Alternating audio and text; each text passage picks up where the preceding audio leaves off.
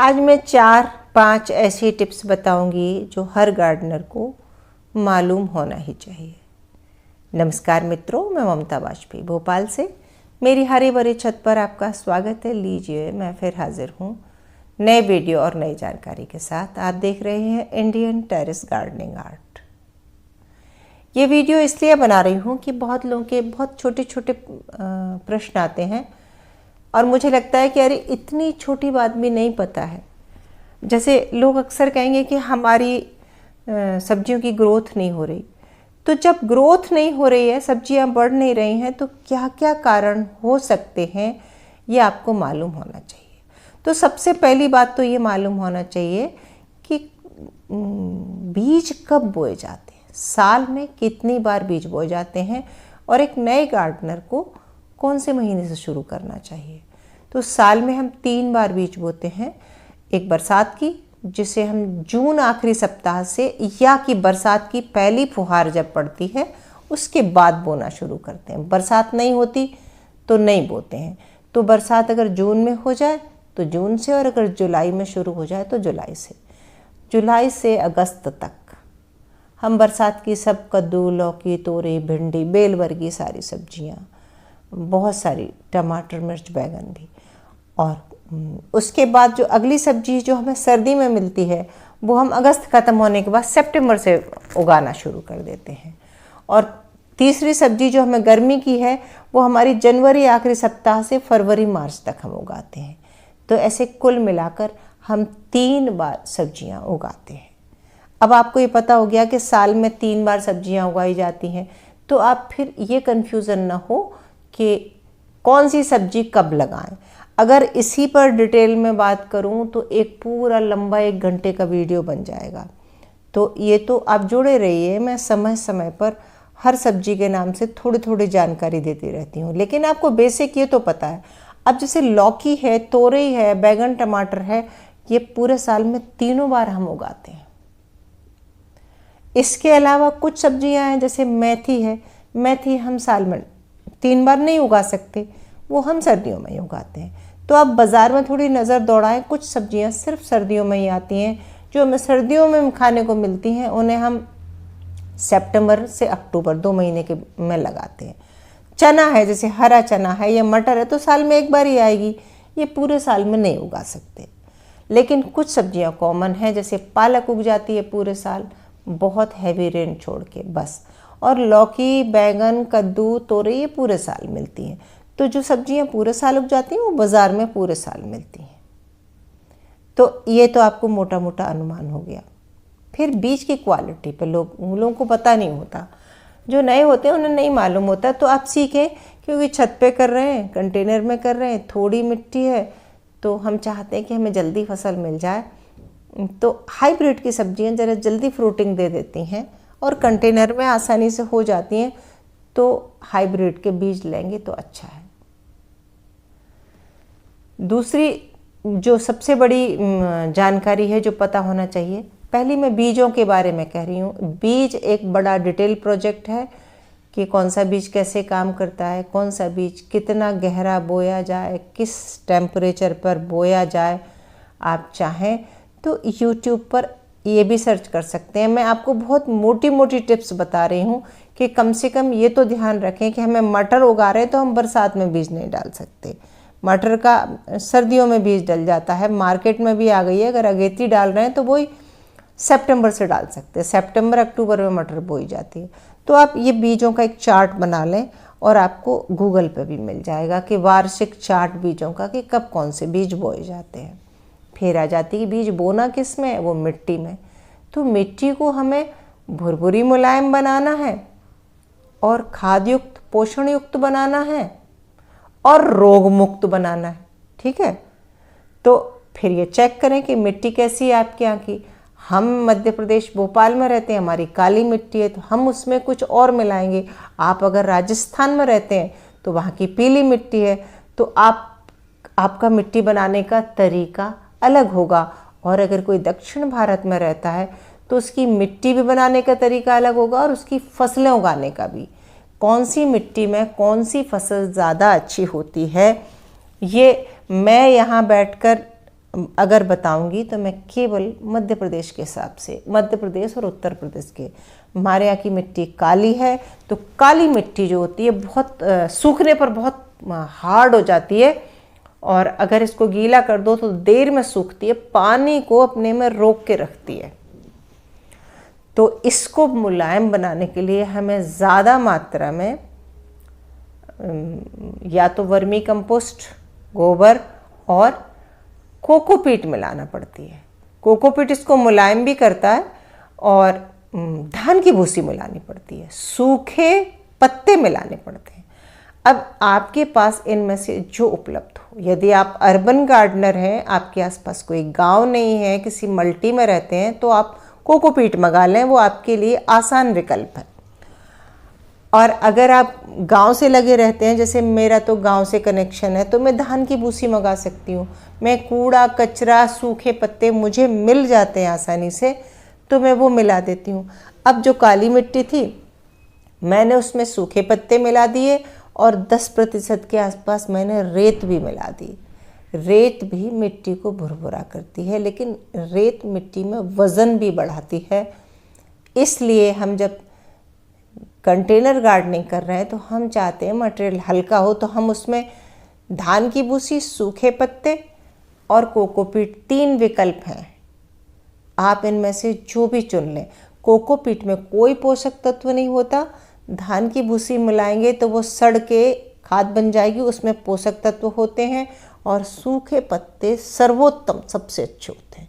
तो यदि आप बागवानी शुरू कर रहे हैं, नए हैं, और अब सादा एक बोरी मिट्टी लाए और उसमें पौधा लगा दिया, तो वो कभी नहीं होगा, सफलता नहीं मिलेगी, और फिर आप कहेंगे पौधे बढ़ नहीं रहे।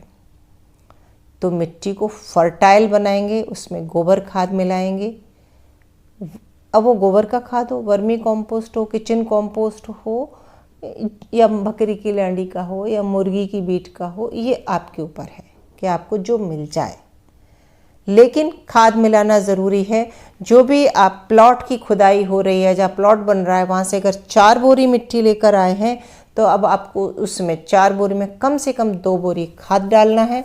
गोबर खाद, वर्मी कंपोस्ट, ये नाइट्रोजन के सोर्स होते हैं, नाइट्रोजन रिच होते हैं, और बहुत ढेर सारे इसमें ढेर सारे पोषक तत्व होते हैं।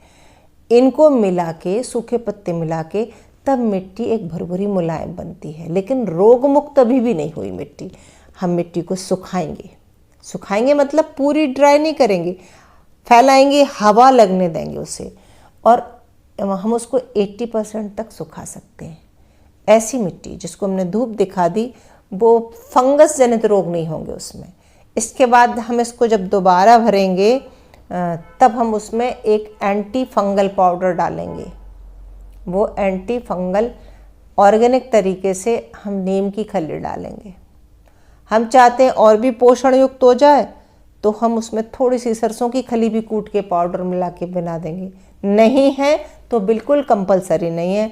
आपके पास बस नीम की खली, गोबर की खाद, मिट्टी और थोड़ी सी रेत भी होगी तो भी चलेगा। और अगर आपको रेत नहीं मिल रही है तो धान की भूसी से चलेगा, धान की भूसी नहीं मिल रही है तो कोकोपीट से चलेगा। ये चीज़ आप समझ गए कि मिट्टी को तैयार करना है, और इन सब का कॉम्बिनेशन होता है। इनमें ऑप्शन है कि आपको जो मिलता है वो। धान की भूसी क्या काम करती है, कोकोपीट क्या काम करती है, और पत्ते क्या काम करते हैं। कोकोपीट पानी को भी होल्ड करता है, धान की भूसी भी पानी को होल्ड करती है। मिट्टी में एयर पॉकेट्स भी बनाते हैं तो ऑक्सीजन अंदर तक जाती है, और सड़ने के बाद सब चीज़ें मिट्टी को खाद में बदल जाती हैं, सड़ के खाद बन जाती हैं। तो जब आपने इस तरह मिट्टी तैयार कर ली तो बात आ जाती है कंटेनर को। मैं बहुत शॉर्ट में बताऊंगी। अच्छी सब्जी चाहिए तो बड़े बड़े गहरे कंटेनर खरीदिए। सामने देख रहे हैं ना आप, छोटे कंटेनर में मत लगाइए। फिर ये एक पूरा डिटेल वीडियो है जो मेरे चैनल पर भी पड़ा होगा कि कौन सा सब्जी कौन से कंटेनर में उगाएं। लेकिन अक्सर जब ग्रोथ नहीं हो रही होती है तो दूसरा कारण ये होता है। पहला कारण तो ये होता है कि आपने मिट्टी में बहुत अच्छे से खाद वगैरह सब कुछ नहीं मिलाया। दूसरा कारण ये होता है कि आपने कंटेनर छोटा लिया, तीसरा कारण ये भी होता है कि आपका बीज अच्छा नहीं है या बीज आपने समय से पहले या समय के बाद बोया है। ठीक है ना। अब आपको समझ में आ रहा है क्या क्या गलतियाँ बिगिनर्स से हो सकती हैं। तो आपने बीजों की जानकारी इकट्ठी करना है, आपको मिट्टी कैसे बनाना है ये जानकारी इकट्ठी करनी है, समय पर बीज डालना है और कंटेनर की साइज़ बड़ी लेना है। साथ ही ये पता भी हो कि आपके यहाँ धूप ज़रूर चाहिए। अगर छत पर धूप नहीं आती तो कोई सब्जी नहीं होगी।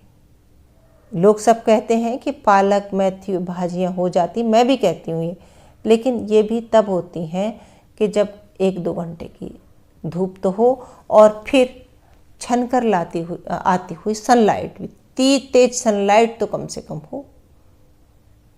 तीखी धूप ना हो तो छनकर आती हुई धूप जरूर हो। सब्जियां अगर उगाना चाहते हैं तो धूप पहली शर्त है। तो सबसे पहले बीज, मिट्टी, कंटेनर साइज और धूप। अब बात आ जाती है कीट नियंत्रण की। तो कीटनाशक ऑर्गेनिक तरीके से कुछ नहीं होता। यदि आप नए हैं तो आप एकदम ऑर्गेनिक पे न जाएं। आप थोड़ा बहुत 1 या 2 बार कीटनाशक यूज़ कर लें, ख़ास करके जब एफिड अटैक्स हों, क्योंकि जब आप सब्जियां लगाएंगे तो कीट अटैक होता ही है। ये मेरी गोभी की फसल देख रहे हैं, इस पे मेरा कई सालों का अनुभव है, इस पे कोई कीट अटैक नहीं होता। क्यों नहीं होता? क्योंकि क्या होता है कि जब आप, जैसे हमारा शरीर है, हमारा शरीर बहुत मजबूत है तो हमें आसानी से बीमारियां लगती नहीं हैं। किसी की इम्यूनिटी वीक है तो उसको हर बीमारी लगती है। ऐसे ही मिट्टी की इम्यूनिटी अगर वीक है, मिट्टी बनाते समय कोई कमी रह गई, उसकी इम्यूनिटी वीक है तो रोग लगेंगे। एक कारण बीज की इम्यूनिटी वीक है, और इसके अलावा आपने बीज ऐसा लगाया जो यहाँ के वातावरण, यहाँ के मौसम के हिसाब से अनुकूल नहीं है। कई बार हमें एग्जॉटिक बीज लगा देते हैं। तो बहुत सारी चीज़ें, तो जो नेटिव वहीं के बीज हैं, जो बीज आसानी से वहीं एरिया में मिल रहे हैं, जो वहाँ की मिट्टी से परिचित हैं, जो वहाँ की आबो हवा में चल रहे हैं अच्छे से, ऐसे वाले साधारण से बीज लें। कुछ विशेष ऑनलाइन किसी दूसरे बहुत दूर के प्रदेश में उगने वाली किसी सब्जी का बीज नहीं मंगा लें। जैसे मैंने 56 कद्दू उगाया है, तो ये हमारे मध्य प्रदेश के उसमें मैं आपको बता रही हूँ, मैंने हार्वेस्ट भी दिखाई शुरू में, तो मुझे लगता है कि बहुत अच्छे रिजल्ट नहीं है उसमें। नीचे पत्तियों में रोग भी आ रहा है, पौधा भी बहुत ऐसा नहीं है कि बहुत ही अच्छा चल रहा है। तो ऐसे ही करके देख लो, आपको समझ में आ जाएगा। बीच बीच में देखिए, ऐसे हम ये सरसों की खली का पानी दे रहे हैं, तो लिक्विड खाद भी दें। और कीट नियंत्रण के लिए कीट लगने से पहले नीम ऑयल का स्प्रे करते रहें। और अगर कोई फिर भी अटैक होता है तो नए हैं तो 1 आध बार आप कोई दवा यूज़ कर सकते हैं, वो भी तब जब पौधा फल पे नहीं आया है। जैसे गोभी हैं, अभी बहुत छोटे हैं, अगर इनमें अटैक होता तो अभी तो इसमें कोई फूल बन नहीं रहा है, तो आप कर सकते हैं। जैसे सेम लगाते हैं, सेम में बहुत कीट अटैक होता है, तो जब सेम में फल या फूल दोनों नहीं आए ना, तब आप 1 बार यूज कर सकते हो। और फिर आप धीरे धीरे सीख जाओगे तो आप बिना कीटों के भी नियंत्रण होता है। और फिर ऑर्गेनिक कीटनाशक भी आते हैं जो आपको मिल जाएंगे। फंगीसाइड भी ऑर्गेनिक आते हैं। मैं आपको बहुत आसान गार्डनिंग बता रही हूँ, दुनिया भर की चीज़ें खरीदने की ज़रूरत नहीं है, ना मैं खरीदती हूँ। अगर ज़्यादा कीट अटैक होता है तो उस पौधे को हटा देती हूँ, दूसरा लगा देती हूँ। बहुत सारी सब्जियाँ उगाती हूँ और उसमें से कुछ अपने लायक बच जाती है, बिना पेस्टिसाइड के, बिना कीटनाशक के। नीम ऑयल स्प्रे करते रहें, मिट्टी में नीम की पत्तियाँ, नीम खली मिलाएं, खूब सारे सूखे पत्ते वगैरह मिलाएं, सही कंटेनर लें तो बागवानी हो जाएगी। तो बस ये अभी इतनी छोटी सी 4-5 ये बातें ध्यान रखें और काम शुरू करें। फिर जो परेशानी आते जाएं तो उनके प्रश्न छोड़िए, मैं उनके उत्तर भी दूंगी। बागवानी बड़ा विषय है, कृषि एक विज्ञान है, एक एपिसोड, एक वीडियो में कभी पूरा नहीं हो सकता। ये इतनी छोटी सी जानकारी मैंने दी, ये आपको कैसी लगी कमेंट करके ज़रूर बताइए। और फिर बताइए कि मैं अगला क्या आपको परेशानी आ रही है, तो मैं अपनी जानकारी, अपने अनुभव के हिसाब से वही जानकारी आपसे शेयर करूँगी। ग्रोथ नहीं होने का कारण मैंने बताया, क्योंकि कमेंट बहुत आ रहा था, हमारी सब्जी नहीं होती, हमारी ग्रोथ नहीं होती, तो क्या क्या कमियां आपसे रह जाती होंगी, ये मैं अपने अंदाजे से बता रही हूँ। मिलते हैं अगले वीडियो में, तब तक के लिए नमस्कार।